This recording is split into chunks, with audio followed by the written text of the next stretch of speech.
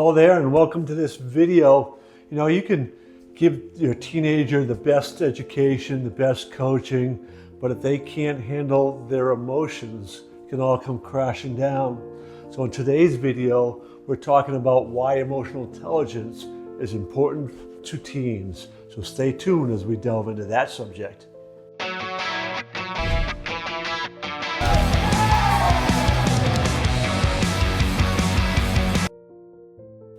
In covering this subject, we really got to delve into a little bit about what's going on with teenagers so we can understand their emotions. So we'll definitely be doing that.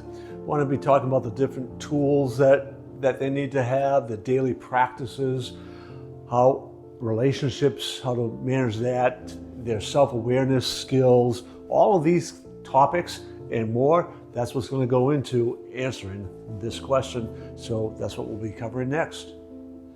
For all you parents out there who are parents of teenagers, you begin to understand that it's one thing knowing that teenagers going through all these emotional times because of all the hormonal changes and everything else biochemically that's going in, their whole brain's still getting wired, the prefrontal cortex hasn't fully developed, and all these things that are amped up. So we understand that from a textbook kind of situation, but when you begin to live it, it hits home at a different level. And everybody's a little bit different. So some teenagers, it doesn't seem to be as big a deal as for other teenagers. But regardless, understanding and knowing, having your own empathy, trying to remember back on where you were at that age can just really help kind of keep the perspective appropriate as you are dealing with your young teenagers during this time. It does not mean, of course, that we don't, it's just a phase or anything like that. We need to pay attention to their emotions and try to figure out what's going on, but understanding what's happening inside is a big help with that. So let me kind of give you an example.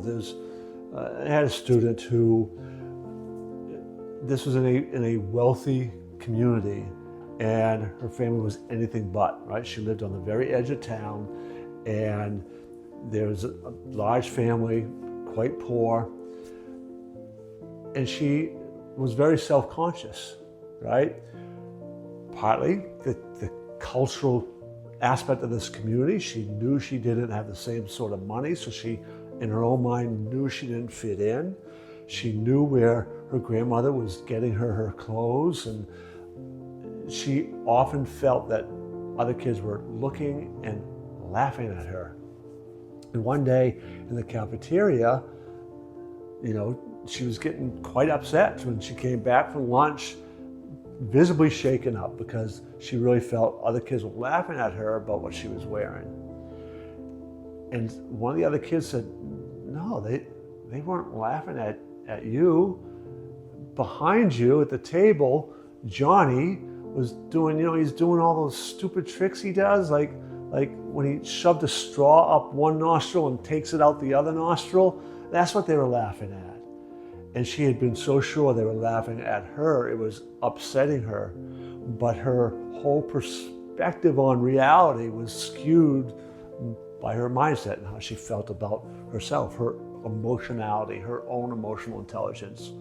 One of the first things that you can really do to help teenagers is self-awareness. We've talked about that in some other videos, but you want to begin to be aware of the labels that you've given yourself or that you've accepted from somebody else as who you are.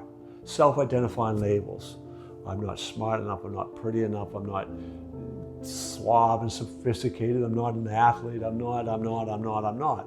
These things that they keep labeling themselves so they don't fit in with the other crowd, or why they can't do something that somebody else is doing. And you really want to watch and listen for it.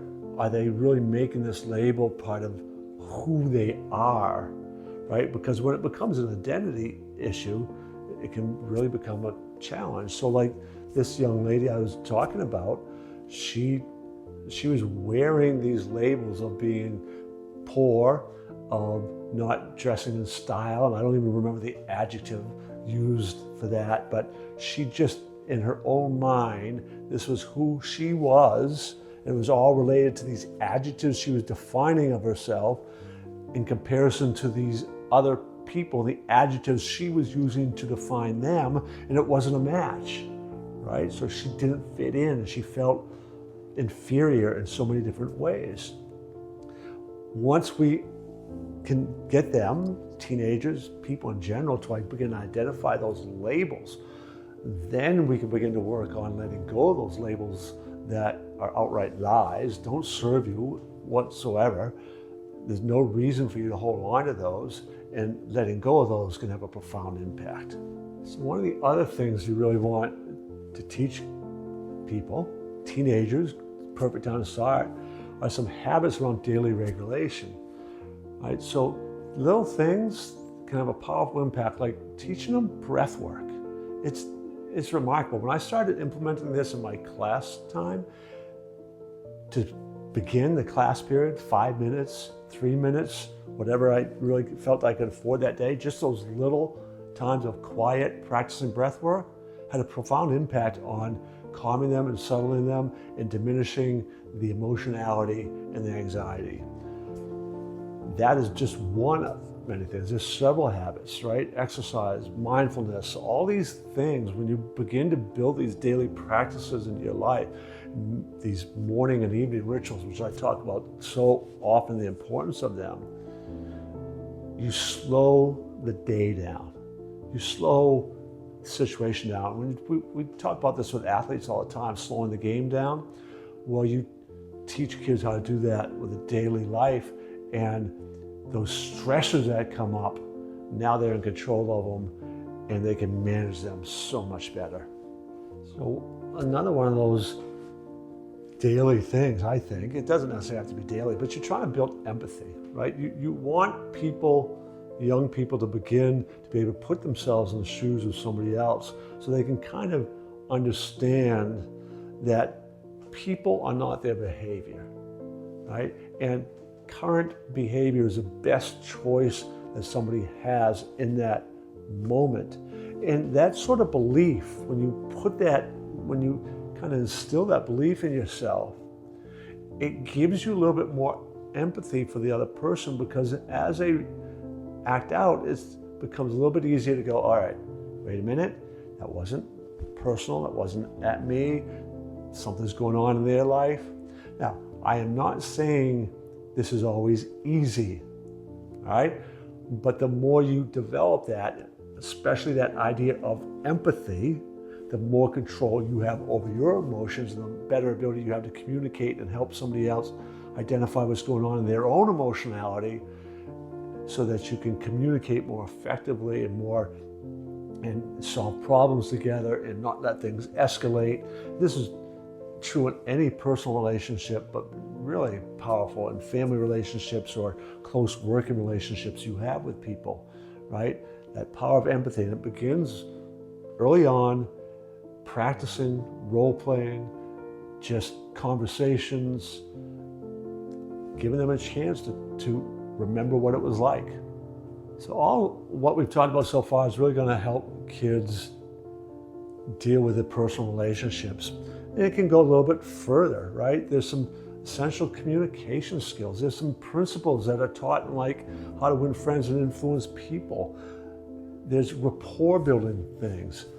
All of those more technical things, once you begin to teach them, they can really influence their ability to kind of deal with conflicts that will happen in friendships and relationships. But once you have these beliefs we've talked about and the empathy, that's going to be a major thing.